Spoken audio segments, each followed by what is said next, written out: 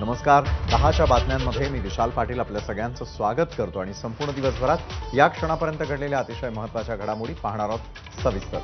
सुरुवातीलाच बातमी येते ती म्हणजे एनडीएकडून सत्ता स्थापनेच्या हालचालींना आता वेग आलेला आहे. नरेंद्र मोदींचा 8 जूनला शपथविधी पार पडणार आहे. पंतप्रधान नरेंद्र मोदी यांच्यासह मंत्र्यांचा देखील त्याच दिवशी शपथविधी पार पडण्याची शक्यता आहे. एबीपी माझाला विश्वसनीय सूत्रांनी ही माहिती दिली आहे. राष्ट्रवादी काँग्रेस पक्षाच्या वाटेला एक मंत्रीपद तर शिवसेनेच्या वाटेला एक राज्यमंत्री आणि एक कॅबिनेट पद येण्याची शक्यता आहे. 7 आणि 8 तारखेला अजित पवार दिल्लीत एनडीएच्या बैठकीला जाणार असून नरेंद्र मोदी यांच्या शपथविधीला उपस्थित राहणार आहेत.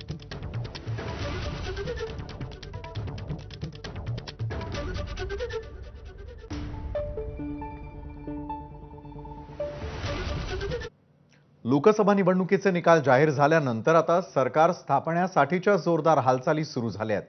एनडीएनं आज तातडीची बैठक बोलावून चर्चा केली. चंद्राबाबू नायडू आणि नितीश कुमार यांनी एनडीएला पाठिंबाही दिलाय. दुसरीकडे इंडिया आघाडीनंही दिल्लीत बैठक घेतली आहे. मात्र अद्याप इंडिया आघाडी सत्ता स्थापनेचा दावा करणार नाहीये अशी माहिती समोर आली आहे. इंडिया आघाडी वेट अँड वॉचच्या भूमिकेत पाहायला मिळते.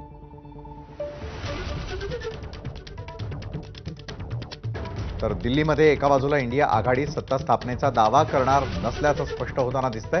मात्र काही खलबतं निश्चितच सुरू असल्याची ही माहिती मिळते.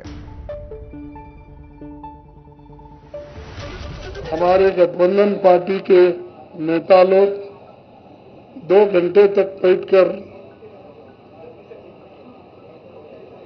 आज के पॉलिटिकल सिचुएशन पे और आज की